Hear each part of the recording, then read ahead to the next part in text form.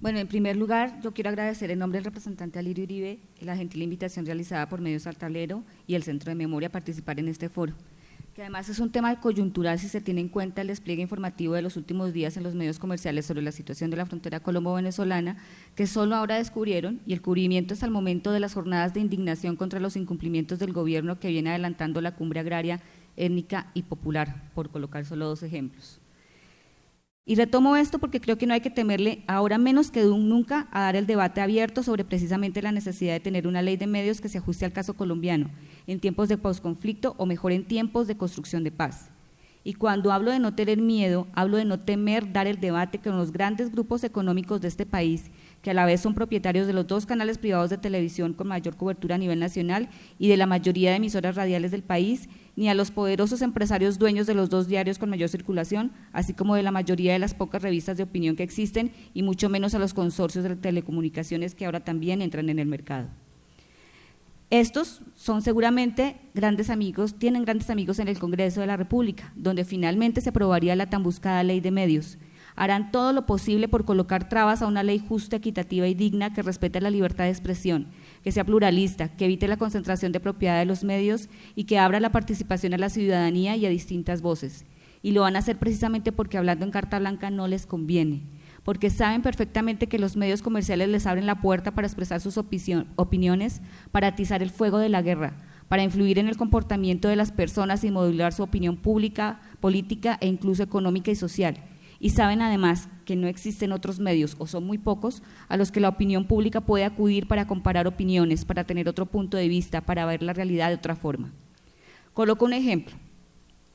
Se le acabaría al ministro Irragorri la posibilidad de decir por las grandes cadenas de televisión y de radio que un grupo de indígenas y de integrantes de Marcha Patriótica y del Congreso de los Pueblos, de manera violenta, entraron encapuchados, con cerbatanas y flechas a tomarse el ministerio, mostrándolos como los terroristas más peligrosos del mundo, y no como lo que realmente son, seres humanos que reclaman los derechos negados por él mismo, después de 15 meses de cerradas unas negociaciones que incumplió, desviando la atención por su inoperancia ante los medios que le copian y quienes además haciendo caso omiso a las leyes de equilibrio informativo no entrevistaron a la contraparte, es decir, a esos peligrosos indígenas, quizás algunos provenientes del Cauca, donde el señor ministro tiene extensas propiedades y que además, no se nos puede olvidar, tuvo que declararse impedido ante el Congreso para presentar y defender un proyecto de ley con el que se pretende legalizar las tierras adquiridas por muchos poderosos, entre ellos su propia familia, sus primos, de manera irregular, especialmente en los llanos orientales, tal y como lo denunció en su momento el representante de la Cámara, Wilson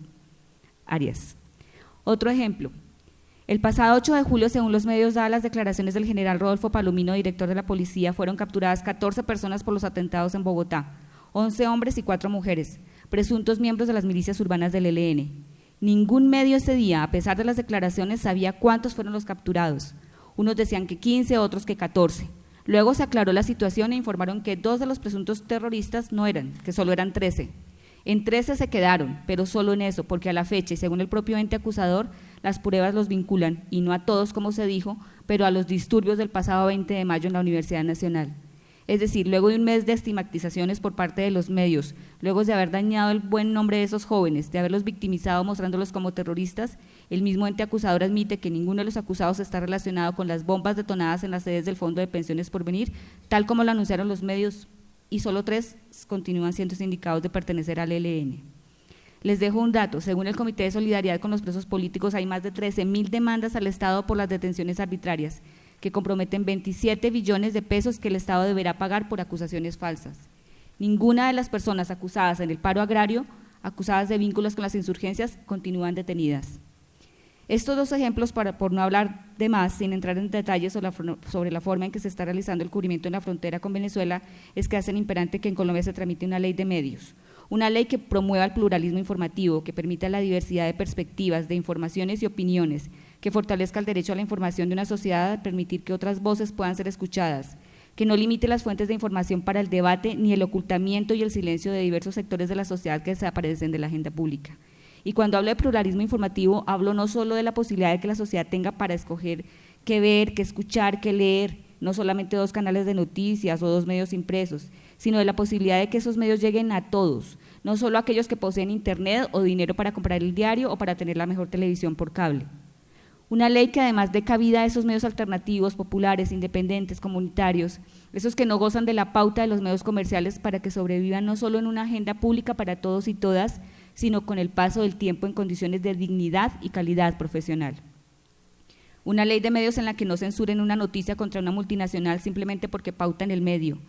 en la que él le cuente a pesar de perder la financiación, que no se autocensure, donde se le apueste menos capital y más al ser humano. Una ley de medios que asegure que estos se informen con veracidad, con honestidad, con ética, pero y que además formen. Pero para lograr que exista ese pluralismo informativo debemos propender por regular la concentración de la propiedad de los medios, concentración que incide en pocas o malas condiciones laborales de los profesionales de la comunicación, en la producción de los contenidos, que faltan a la investigación rigurosa y que suelen depender de los intereses económicos y políticos de las empresas periodísticas.